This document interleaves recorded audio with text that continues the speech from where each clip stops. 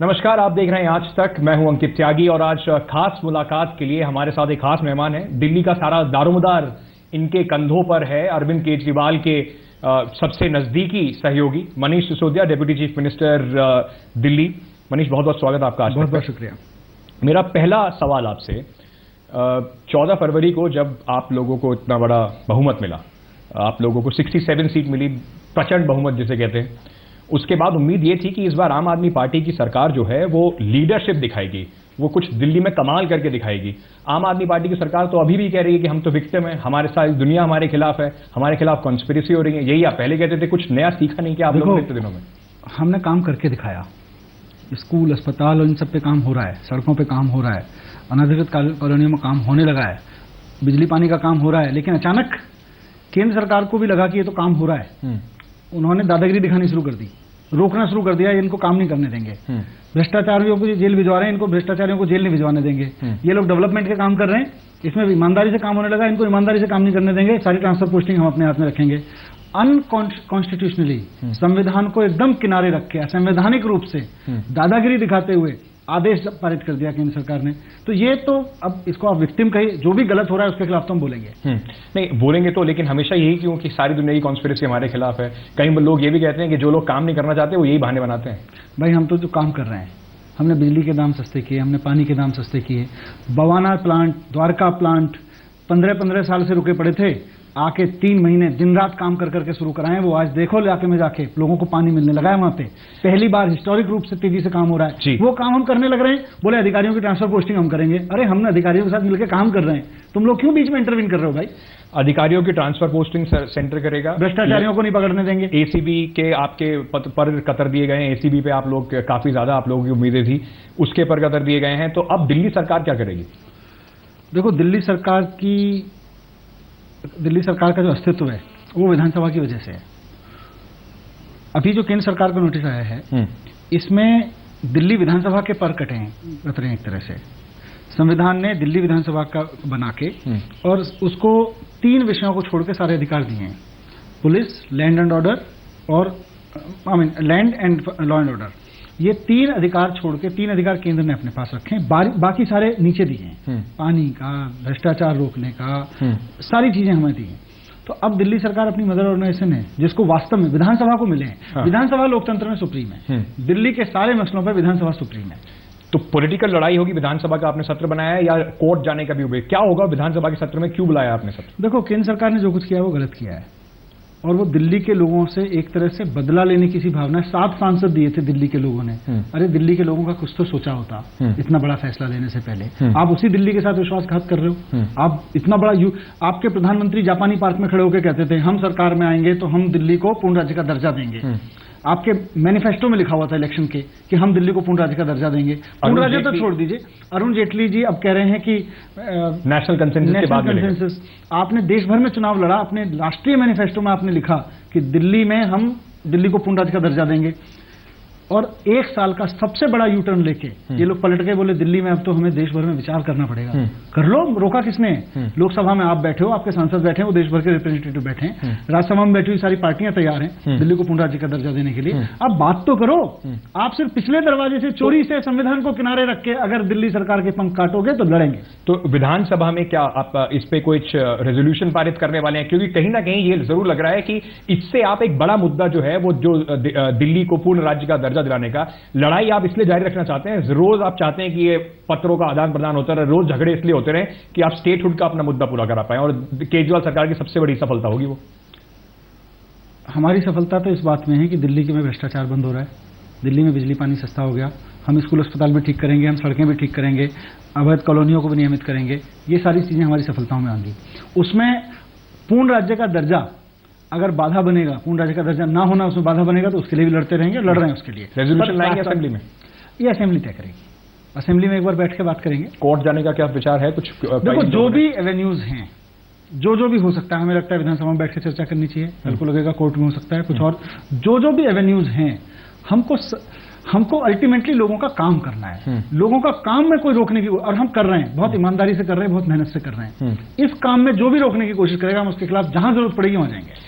आपने कहा कि ट्रांसफर पोस्टिंग का पूरा एक स्कैम चलता है दिल्ली में।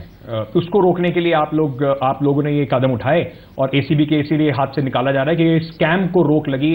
कई ऑफिसर इससे भी इसलिए परेशान है।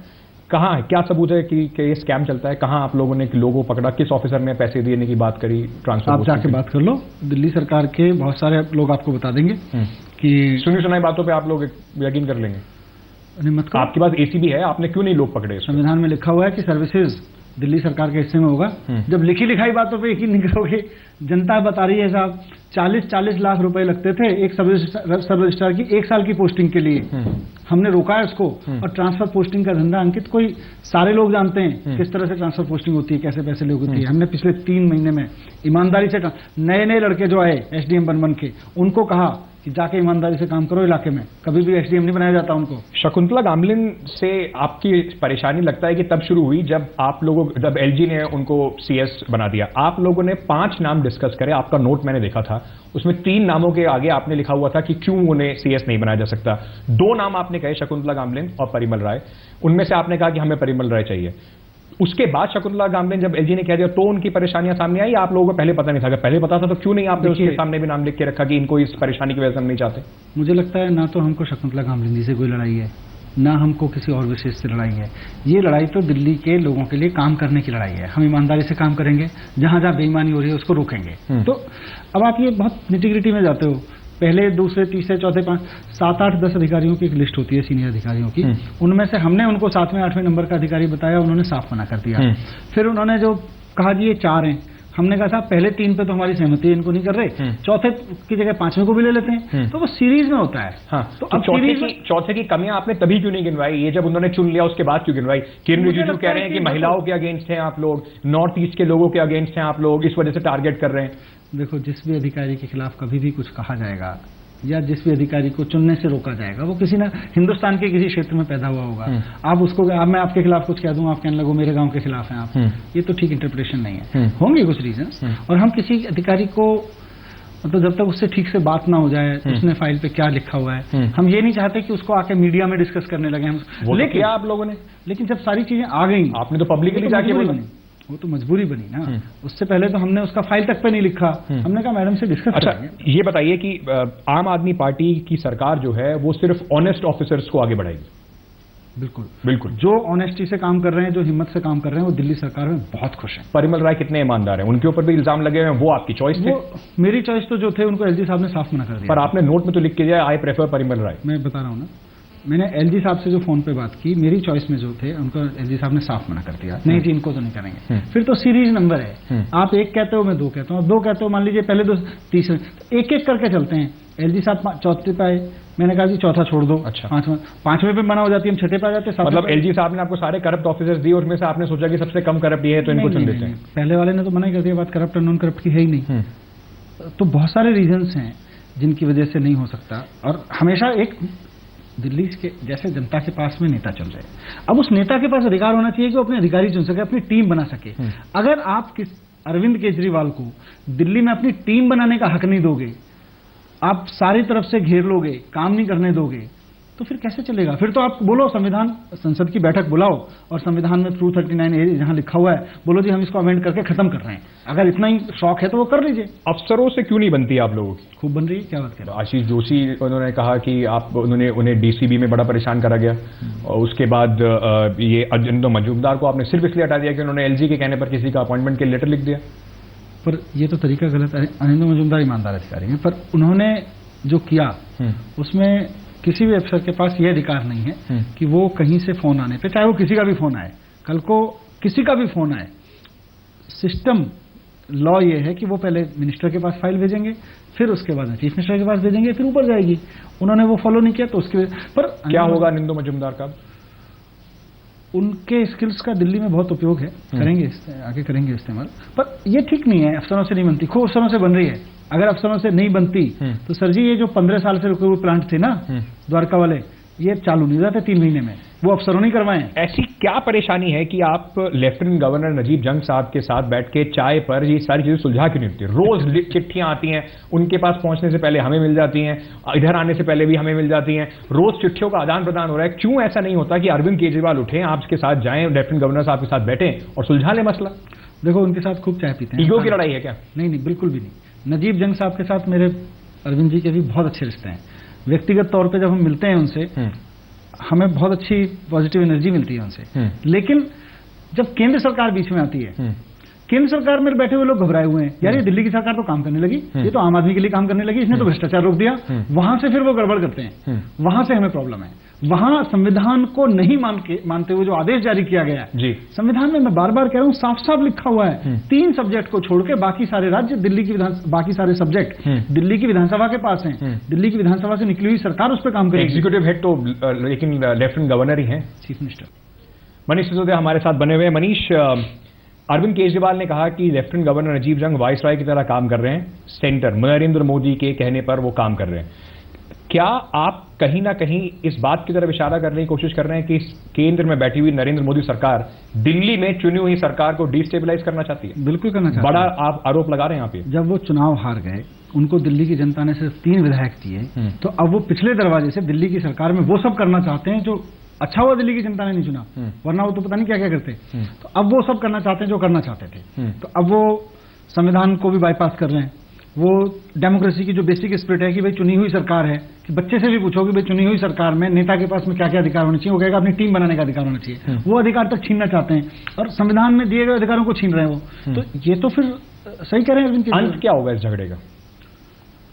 लोगों को लगता है कि झगड़े में टाइम जा रहा है, हमारे लिए तो काम ही नहीं हो रहा है। लोगों के लिए तो काम हो रहा है, लोगों के लिए तो खूब काम हो रहा है। इसलिए मैंने कहा ना कि इन सब झगड़ों के, ये झगड़ा भी उसी के लिए है कि आप हमें काम करने दो। आप काम करने में बाधा डालोगे तो हम झगड़ेंगे भी और काम भी करते रहेंगे। और काम चल रहा है, दिन रात काम चल रहा है। मीडिया की अगेंस्ट आपने निकाला, डिफेमेशन कोर्ट में ले जाएंगे सब मीडिया वालों को। पहली ऐसी सरकार होगी जिसने इस तरह से बातें करी होंगी। सुप्रीम कोर्ट ने उस पर स्टे लगा दिया। कहीं ना कहीं लगता है कि वो रोक लेना चाहिए था, शायद इस तरीके से करना ठीक। देखो, अब तो वो मैटर एक सुप्रीम कोर्ट में गया, वहाँ एक सब्सिडियस मैटर है, मैं उस पर ज्यादा टिप्पणी नहीं करूंगा। पर मुझे लगता है कभी कभी मीडिया को भी सोचना चाहिए कि झूठ ना बोलें। झूठी मिथ आपके चैनल पे, आज तक चैनल पे बाकायदा हेडलाइन चलाई गई, मनीष सिसोदिया ने रची थी क्या साजिश। वो तो उसके भाई के एलिगेशन थे ना मनीष जी, तो हमारा काम वो भी तो है ना कि उसको तो दिखाएं एलिगेशन को। कह रहा हूं ना, तो जब एलिगेशन आपको फैक्चुअली समझ में आ गया शाम को कि कॉल रिकॉर्ड मनीष सिसोदिया से कोई मैच नहीं कर रहा था, तो अब आपने खबर गिरा क्यों दी? आप बताते कि हमने दिन भर जो चलाई खबर, मनीष सिसोदिया का जो हत्यारा कहा पूरे दिन, मनीष सिसोदिया हत्यारे नहीं है, साबित हो गया। आपने वो खबर ही गिरा दी, उसके बाद बात ही नहीं करते। उसके बाद अब जब सच्चाई पता चली तो बोले हम एलिगेशन था जी। इसलिए आपको लगा कि बदला लेना चाहिए मीडिया से, नोटिफिकेशन। हम क्या बदला लेंगे, हम तो बहुत छोटे लोग हैं। चलिए, बिल्कुल समय की कमी है मेरे पास। मैं आखिरी जाने से पहले पूछना चाहूंगा, काफी प्रेशर है मनीष सिसोदिया के ऊपर, दिल्ली के डेप्यूटी चीफ मिनिस्टर हैं।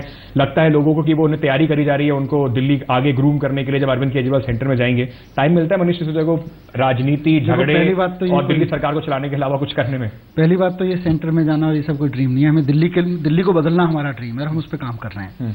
दूसरा, ऑफकोर्स टाइम तो निकालते हैं, बीच में सुबह परिवार के लिए भी निकालना पड़ता है, निकालने की जरूरत है। मुझे बताया किसी ने कि पिक्चर बहुत देखते हैं। हाँ, फिल्में देखने का शौक है। अभी कल भी गए थे, तनु मनु वेड्स। लगी बढ़िया मूवी? बहुत बढ़िया मूवी लगी। कंगना रावत ने बहुत बढ़िया काम। चलिए, कंगना रनौत की तारीफ पर खत्म करते हैं ये इंटरव्यू। 100 दिन आम आदमी पार्टी की सरकार के दिल्ली में पूरे हो रहे हैं। कल मनीष सिसोदिया, अरविंद केजरीवाल, सारी कैबिनेट लोगों से मिलने के लिए सेंट्रल पार्क में 6 से 8 बजे के बीच में मौजूद होगी। तभी पता चलेगा जनता के बीच में जाके कि क्या जो ये दावे कर रहे हैं कि 100 दिन में झगड़े के अलावा भी हमने बहुत कुछ किया है, उस दावों में कुछ दम है या नहीं। बहुत बहुत शुक्रिया आपका मनीष सिसोदिया हमारे से बात करने के लिए। आप देखते रहिए आज तक, खबरों का सिलसिला जारी रहेगा।